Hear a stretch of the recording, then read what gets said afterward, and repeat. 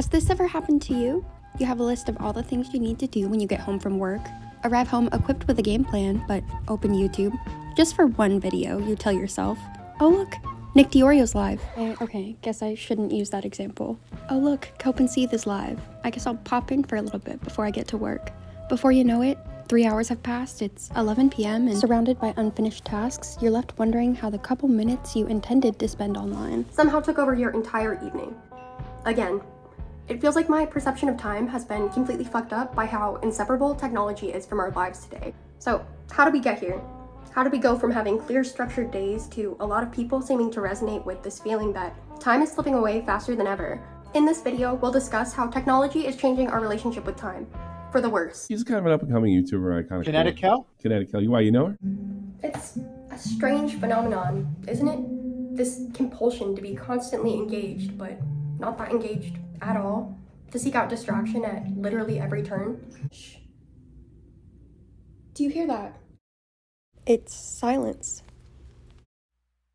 I've recently become acutely aware of a restlessness that creeps in whenever I find myself without something to occupy my mind. Like, without the comforting hum of a YouTube video or the distraction of a scrolling feed, I'm left alone with just the silence, and with it, an unsettling awareness of my own unproductivity, I guess.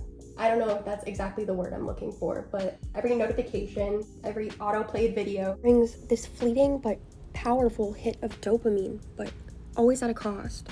I know I'm just reinforcing a cycle in which the present can never entirely satisfy me. which is terrifying. It's the most blatant form of voluntary disassociation that I've ever experienced. According to an article on Neurolaunch titled Dopamine and Social Media, the Neuroscience Behind Digital Addiction, quote, each time you check your phone and see a new notification, your brain releases a small burst of dopamine, reinforcing the behavior and encouraging you to check again soon.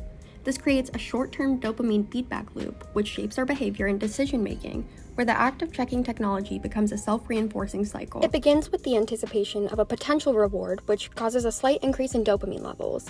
When you engage with technology and receive that reward, dopamine levels spike, creating a sense of pleasure and satisfaction. This positive experience reinforces the behavior, making you more likely to do the same thing again in the future. Over time, this cycle can become deeply ingrained, leading to habitual and even compulsive social media use. Okay, so we're hooked. How does that alter our perception of time? There was an article posted to a website called Science Alert in 2015 that has an interview with psychologist Ivy McLaughlin from James Cook University. He found that our constant use of technology is making our brains more efficient at processing information, which tricks us into thinking time is passing faster than it really is. McLaughlin's research compared individuals who are frequently online with those who rarely use technology, and found that tech users consistently overestimated how much time had passed. In this article, McLaughlin is quoted as saying, quote, what I'm arguing is there's a genuine, quantifiable, cognitive basis for this advice, rather than it simply being about taking a step back. It's a scientific reason to stop and smell the roses. Which is important, and feels like it should be fairly obvious, right?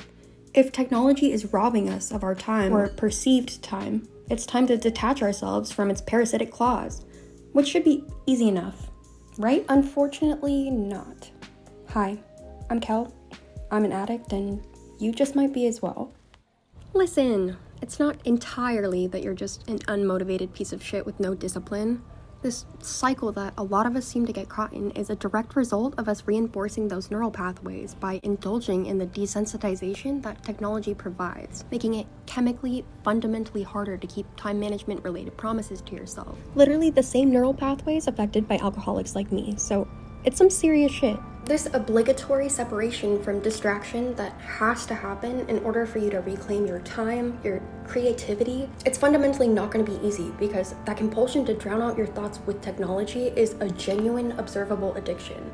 But the more we indulge in these distractions, the further we detach from the present, making it increasingly harder to connect with our own thoughts. It's no longer just about passing time. It's about how we pass that time, and I'm gradually coming to terms with how limited of a resource it really is. Did it help? Did whatever YouTube video you decide to subject yourself to temporarily alleviate that antsiness or whatever it is that you may find in quiet? Did the Band-Aid help? Oh, well, that Band-Aid is not your friend. It's not mine either. That Band-Aid is a thief. robbing us of exploring the full capabilities of our creativity and our minds, but our brains are so fried that every day we eagerly run back to that same thief and hand over only things that we really genuinely have control over. We hand over our time, our focus, our presence, our drive. So what actually is that feeling? What is that sensation I need to escape as soon as it appears when my brain and I are left alone in silence? I've attempted to describe this feeling in a multitude of ways, in the ways that I experience it.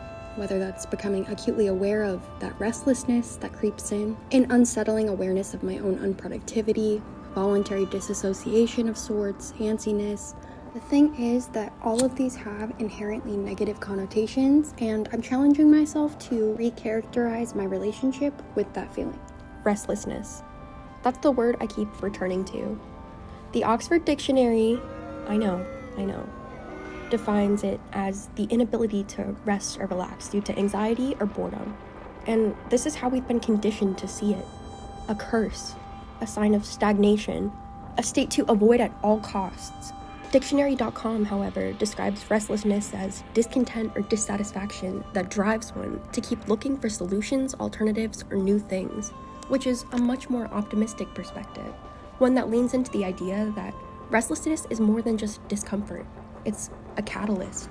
The unease we feel in the absence of technological distractions isn't a flaw. It's our potential screaming for attention.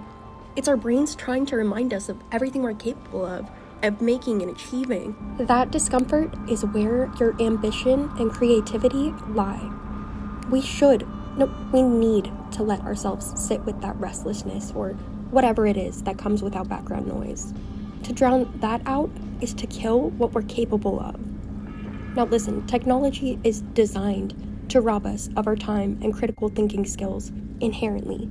Detaching will take time and monumental effort, but what's the alternative?